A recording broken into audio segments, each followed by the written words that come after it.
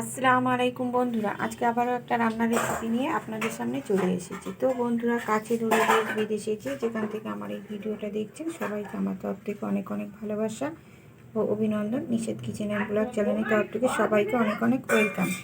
তো বন্ধুরা, আজকে রেসিপি হলো দেশি মাগুর মাছের ভুনার রেসিপি। তো চলুন বন্ধুরা, মূল পর্বে যাওয়া যাক। তো প্রথমেই আমি মাছটাকে লবণ দিয়ে দেবো, আর দিয়ে দেবো হলুদ গুঁড়ো, দিয়ে খুব ভালো করে মাছটাকে আমি মাখিয়ে নেব।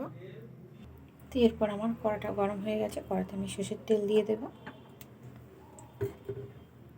তো এদিকে আমার তেলটা গরম হয়ে গেছে, দিয়ে দেবো অল্প করে একটু লবণ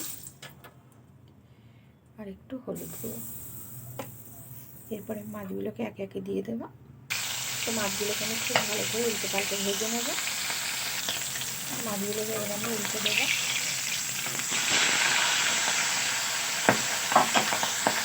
তো আমি ওই মাছগুলো তুলে নিয়ে বাকি মাছগুলো একই রকমভাবে ভেজে নেব। তো আমার সব মাছগুলো ভাজা হয়ে গেছে। এবার ওই মাছ ভাজা তেলের মধ্যেই আমি দিয়ে দেবো পেঁয়াজ কুচি। তো পেঁয়াজটাকে আমি একটু তেলের মধ্যে ভাজা ভাজা করে নেওয়ার পরে এবারে দিয়ে দেবো আদা রসুন একসঙ্গে পেস্ট। এটাকে একটু পেঁয়াজের সঙ্গে ভালো করে নাড়াচাড়া করে নেব।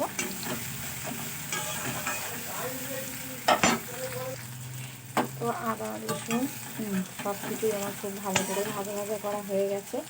এবার আমি দিয়ে দেবো পেঁয়াজ বাটা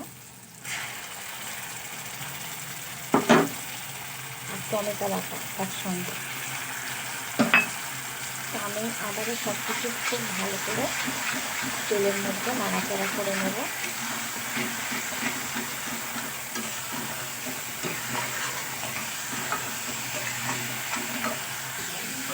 এবার আমার খুব ভালো করে নাড়াচাড়া করা হয়ে গেছে। এবারে আমি দিয়ে দেবো কিছু গুঁড়ো মশলা।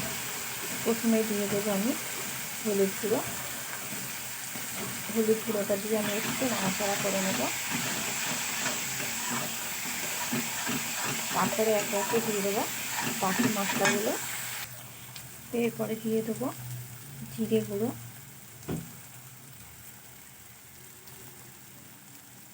ধনে গুঁড়ো, কালারের জন্য দিয়ে দেবো কাশ্মীরি লঙ্কার গুঁড়ো, দিয়ে দেবো একটু সামান্য জল দিয়ে মশলাটাকে খুব ভালো করে কষিয়ে নেব।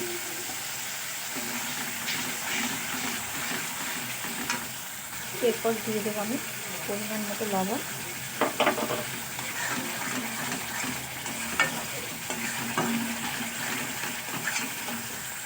এদিকে আমার মশলাটিকে খুব সুন্দর তেল ছেড়ে দিয়েছে। এবারে দিয়ে দেবো আমি ভেজে রাখা মাছগুলো, দিয়ে আমি একটু ভালো করে কষে নেব।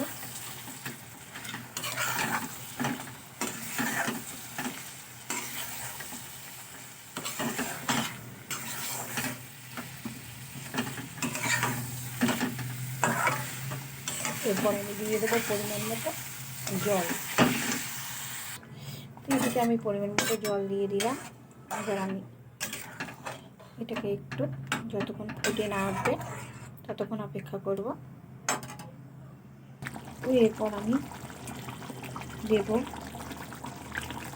5টা কাঁচা লঙ্কা দিয়ে দেবো। ক্যামেরার জন্য এটা খোলা মনে হচ্ছে কেন জানি না, দেখতে কিন্তু খুবই সুন্দর হয়েছে বন্ধুরা। আর ওপর থেকে দিয়ে দেবো কিছু ধনেপাতা কুচি, দিয়ে দেবো একটু সানরাইজের শাহি গরম মশলা গুঁড়ো,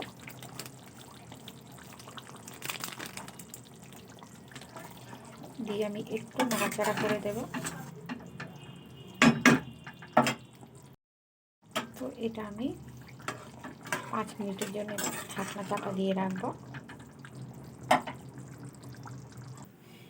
তো বন্ধুরা, আমার মাগুর মাছের ভুনা রেসিপিটা একদম রেডি। তো আমার রেসিপিটা যদি আপনাদের ভালো লেগে থাকে কোনো জায়গার কোনো অংশ, তাহলে অবশ্যই লাইক কমেন্ট শেয়ার এবং সাবস্ক্রাইব করে আমার পাশে থাকবেন। দেখা হচ্ছে অন্য কোনো রেসিপির সঙ্গে। ততক্ষণ ভালো থাকবেন, সুস্থ থাকবেন আর সাবধানে থাকবেন। আজকের মতো আল্লাহ হাফেজ।